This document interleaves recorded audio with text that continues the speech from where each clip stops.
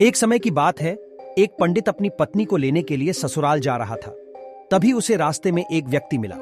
उसने पंडित से पूछा, महाराज कितनी दूर तक जा रहे हैं?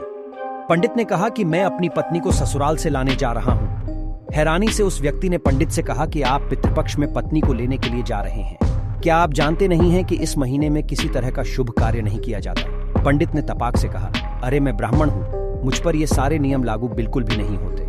उस व्यक्ति को पंडित के मुंह से ऐसी बातें सुनकर बड़ा अजीब लगा, लेकिन वो कर भी क्या सकता था। वो चुपचाप वहां से निकल गया। पंडित भी अपने रास्ते की ओर चलते चले गए और कुछ देर बाद ससुराल पहुंचे।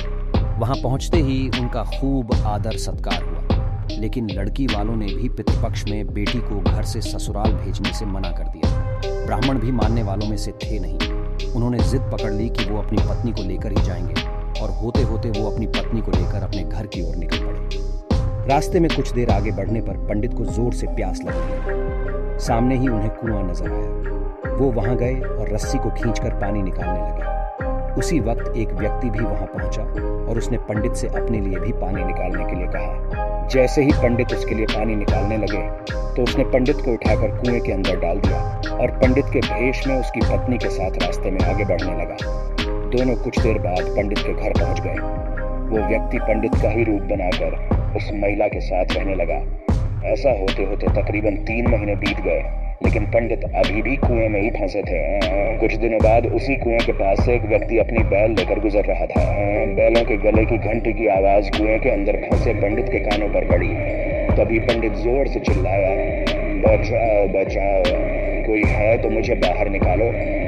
बैल लेकर जा रहे आदमी को लगा कि कुएं से कोई भूत बोल रहा है। फिर भी वो हिम्मत करके कुएं के पास गया और पूछा, कौन हो तुम?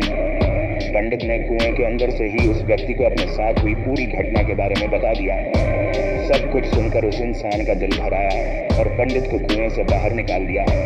कुएं से निकलते ही पंडित फटाफट अपनी पत्नी से मिलने के लिए गांव पहुंच गया। वहां जाते ही उसे पता चला कि उसी के भेष का एक इंसान गांव में रह रहा है। पंडित ने अपने पिता को बताया कि मैं आपका असली बेटा हूँ। इसने मुझे कुएं में धक्का मार दिया था और मेरा रूप लेकर यहाँ आ गया है। यही बात पंडित पूरे गांव वालों को बोलने लगा, लेकिन किसी ने उसकी बात पर भरोसा नहीं किया। बात इतनी बढ़ी कि राजा के पास तक पहुंच गई। राजा ने पूरा मामला सुनने के बाद एक बड़ा सा चबूतरा बनवाकर पूरे राज्य के लोगों को बुलाया। साथ ही एक लोटा भी वहां रख दिया। जब सभी लोग वहां पहुंच गए तो राजा ने दोनों से पूछा, तुम में से असली पंडित कौन है? जवाब में दोनों ने कहा, मैं असली हूं, मैं असली हूं।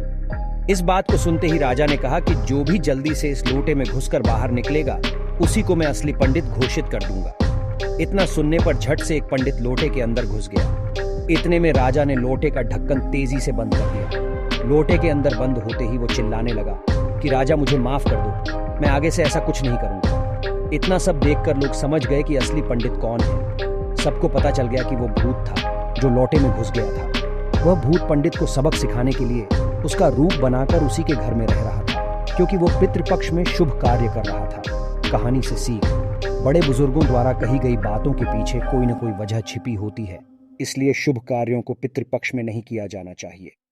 बुजुर्गों के अनुभव के आधार पर ही कुछ समय के लिए पितृपक्ष के दौरान शुभ कार्य करने से रुक जाना चाहिए।